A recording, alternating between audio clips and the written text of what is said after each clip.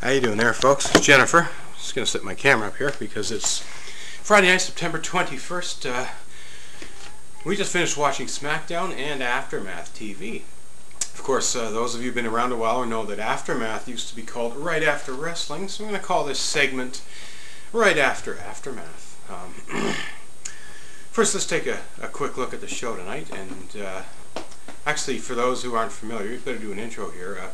Aftermath is made up of three Canadian television sports talk show hosts, the Score Network in Toronto, and they assess the pro wrestling event that just aired on television, the World Wrestling Federation and Entertainment's Smackdown and Raw. So tonight we saw a lot of Daniel Bryan and Kane, the tag team that's not really sure they want to be friends, but they're forced into matches and they win them, and they also cost each other matches. And basically we got the panelists, of course, are Renee Paquette, Arda Ocal, and Jimmy Korderas, and they have wins and fails and all that. So I'm going to start with a fail, was the fact that the Daniel Bryan Kane situation was a win and a fail all at the same time. And it was great to see it, but at the same time we don't want to see too much of it. And talk about contradicting yourself, folks. It's kind of like me standing up here and saying I'm the tag team champion, but no, I'm the tag team champion. That's the real belt. That's the real belt. That's the World Wrestling Federation title, but that's the real World Heavyweight Wrestling title. Daniel Bryan plus Kane equals ratings. The tweets were going through the roof on that. People were fired up. The live crowd audience was into it. It's brought back a dormant tag team division. Sure, it took a couple singles wrestlers to make that happen, but you had 7 or 8 tag teams out there, all identifiable tag teams, all showing an interest in Kane and Bryan's belts, and all getting destroyed in the process. So I thought that segment was really good. I thought the use of Sando and Rhodes was excellent, and the beatdown Sando took at the end with those chair shots, that's going to do something for his career as well. So to me, that's a win, folks. What else were they talking about? Heath Slater's dance moves, Renee? You're criticizing Heath Slater? Like, come on, that's the one-man band. Let me tell you something. If you want a real band, though, if you're going to criticize Heath Slater, there's one piece that's missing. Let me hang on a second, right there.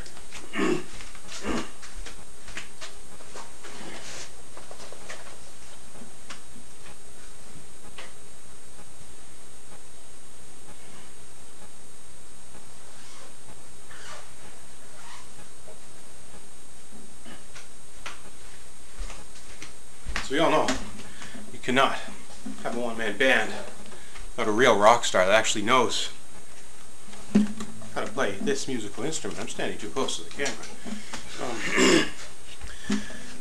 In fact, I can play the guitar way better than Steve Austin did back, about 10 years ago. I only know one chord. Actually, I don't know any of them.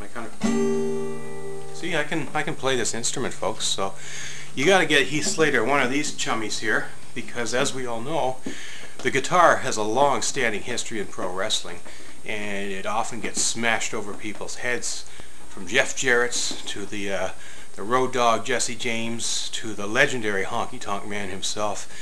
So Heath Slater, don't worry about the dance moves. You suck at that anyway. But you get yourself a guitar, bring it into that ring, I guarantee you, your career is going to go far, and you're going to start winning titles.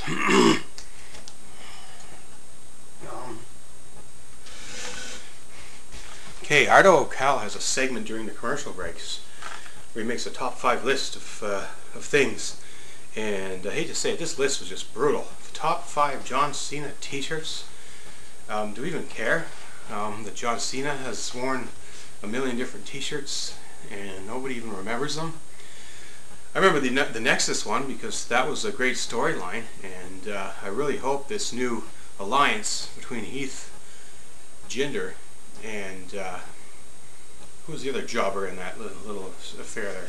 Drew McIntyre, Jinder Mahal, Heath Slater. There's potential to bring Nexus back together. Wade Barrett's kind of floating around there, so maybe there's a shot there that there can be value in that. But yeah, how about we asked the ref? I'm not a ref really, but inconsistency has been my issue with, I guess, reffing, and a lot of the questions that are about changing the rules. Jimmy Korderas never seems to have a straight answer for us. He kind of just makes something up or beats around the bush and says, "Oh, that's just the way it is." You gotta do better than that. Come on, Jimmy. I guess my win, I got a double win. A win for tonight was definitely the boots Renee was wearing, because that just, they really look good on her, and they emphasized, I guess, that she's a classy woman sitting there while the others are dressed in their scrubs, basically. Good on you, Renee, for looking good on the show. And I guess the win of the week was the fact that Renee actually bought me a cup of coffee, of all things. And I've got a great picture here I think it's worth showing, because they say a picture's worth 1,000 words, isn't it? The only problem is when that picture is buried somewhere on your laptop. Let's just see if we can find it here. God, I look pretty bad, pretty brutal tonight here. There, how's that? Look a little better? There, that's for you, Renee. I know you're a big Goldust fan there, but we got a picture of Renee before and after the caffeine, and definitely a noticeable difference. So let's take a look at the before shot here. Bear with me, folks. I'm not a technology guru really, but yeah, there it is. There's Renee there, along with of course the lovely Miss Jennifer McCreath. Flew all the way in from St. John's, Newfoundland to meet Renee Paquette, and oh my goodness, look at that.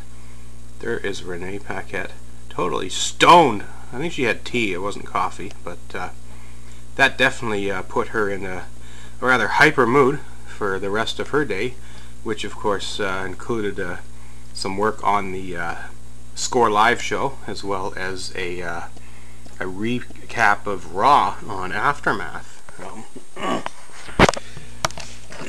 Yeah, anyway, yeah, those are my thoughts. I don't know what I was trying to pull off here. I guess I was trying to spoof them, have a right after Aftermath.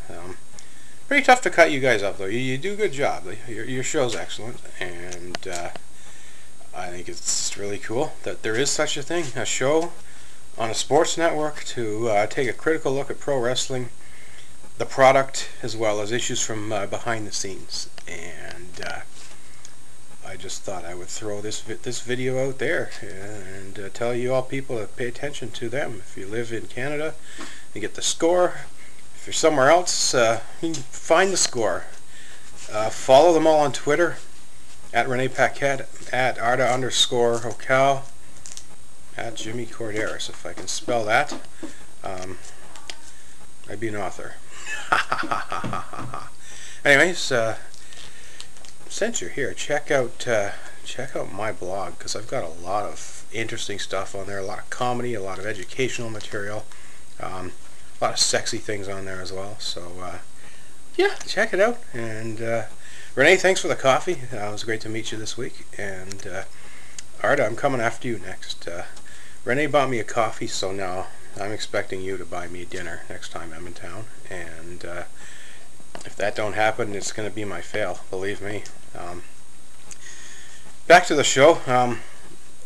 Kane and Daniel Bryan, I think, is the future. It's something we're going to be looking at here, kind of leading the way for Smackdown for a while. Damien Sandow took about 87 shots to the head with a chair, so you know that there's going to be some concerns for him. But that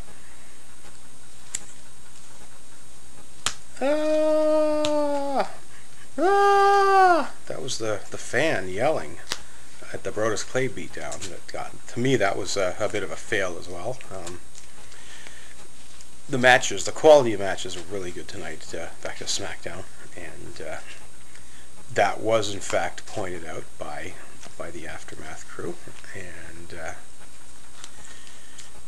what else did they have to say?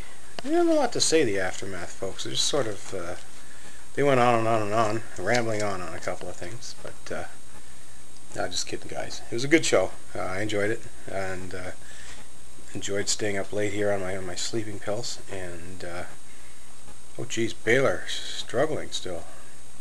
Got the football game going on in the background, don't mind me. Yeah, 10 minutes. If you're still watching, thank you very much. Don't know if I will do this type of show again right after Aftermath, but as you saw earlier, I do have the World Heavyweight Championship belt and the real World Heavyweight Wrestling Championship belt. So I guess you could say that I am the tag team champions because I have both belts. Kane and Brian, I don't know what type of fictitious fake belts you got there. They look like the old Intercontinental belts from like the 1934 Chico Santana era. So yeah, I think you should all come on out here, and we'll have ourselves a match, and we will find out who in fact is the real world champion. And I will thank everyone for watching, and tweet away, comment away. Tell me what you think. Do I got what it takes to be a wrestling analyst? Probably not. I'm usually a little bit more funny. Kind of subdued tonight because it's been a rough, depressing week. And yeah, the wrestling always kind of gives me that mental boost, as it has done for the past 26 years. I've been a key wrestling fan. Since I still got your attention, let's talk a little bit about my wrestling interest. Spent many years living in Toronto before moving here to St. John's, Newfoundland. I've been here for 5 years. Major events I attended. Maple Leaf Gardens, Toronto. That's how old I am. I saw Andre the Giant wrestle in Maple Leaf Gardens against Jake Roberts once. I saw him wrestle the Ultimate Warrior. I saw Hulk Hogan wrestle in that building against Ted DiBiase. Randy Savage, I saw the Honky Tonk Man. Moving on to the 80s, or late 80s into the 90s, I saw Ric Flair in his WWF debut tour take on Roddy Piper. And I saw Flair fight in that building 3 times. Saw The Undertaker versus Yokozuna. Great stuff. Later on into the 90s, pay-per-views. Highway to Hell, I can't remember what it was called, but Steve Austin, Kane, and Undertaker kind of pinned each other at the same time. WrestleMania 6, probably the most impressive, amazing experience I ever had the opportunity to be at, to see that. And then to go back and see WrestleMania 18, and I am taking credit for those Go Hogan chants, even though he was a heel. And my section, I think it was 208 up there in the balcony, single-handedly got the entire building cheering for Hulk Hogan, and put him back on the map to the point where Hollywood Hogan took a break, and we got red and yellow Hogan again in a world title run, beating Triple H, and then ultimately losing to The Undertaker in 2002. WCW was there when Bret Hart got speared by Goldberg, and he had the metal plate on his chest. I was there when Bret Hart won the WCW world title in a tournament over Sting and Chris Benoit. Chris Benoit, yeah, you don't hear that name too often. It's a sad situation, but let's not forget some of the great wrestling matches this guy had. SummerSlam, I saw Randy Orton become the youngest World Heavyweight Champion, beating Benoit. And I've also seen wrestling in Halifax, Nova Scotia, going way back to the good old days, 1980s WWF house shows. It was rare that they would travel out to those little places and bring the big stars, but got to see Harley Race, one of the all-time greats, wrestle in Halifax, and that's another card I will never forget attending. Yeah, so that's me. Follow me, Jenn _JENN _ McCreath, MCCREATH. I do a lot of live tweeting during live wrestling events or events on television. TNA as well. I'm there. Sarcasm, taking jabs at people, having fun, taking a lot of jabs at Renee, Arda, and Jimmy, and having a good old time there. So anyway, this has been Right After Aftermath by Jennifer McCreath, and I hope you enjoyed the show. Thanks everyone, and have a good night.